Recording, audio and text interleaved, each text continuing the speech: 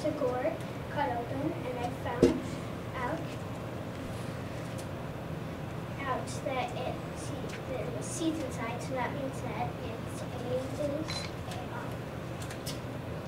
fruit. Next, this is a picture of a bald eagle, which is really cool because I saw it on my birthday. That was awesome.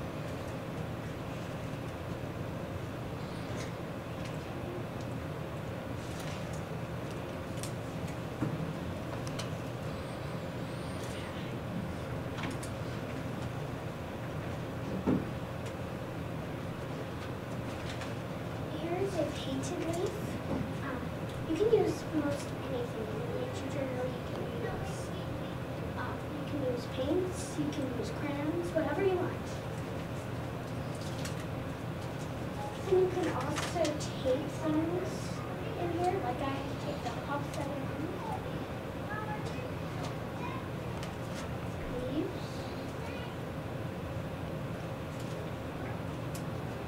Come to the place called the Pine Bush, and it's really cool there.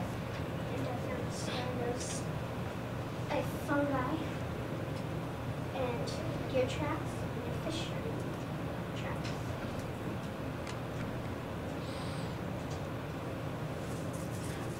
And also when I was camping, I was looking around and I found these strange markings and asked my grandfather what they were, and they were bear markings.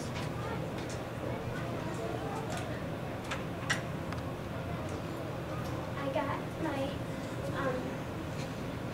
information from Wikipedia and also the daffodil name below.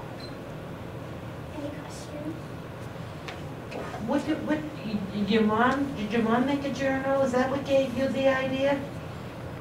No. My mom thought it would be a good project for all of us, so she made one and my dad made one and I made one. You did a wonderful job. I think I'm going to go home and make one.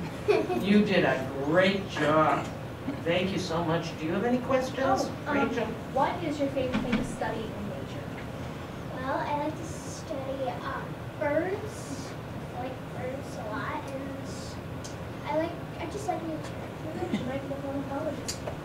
It's a person who studies birds. Excellent. Thank you so much. Very You didn't say time. You did a great job. Thank you so much.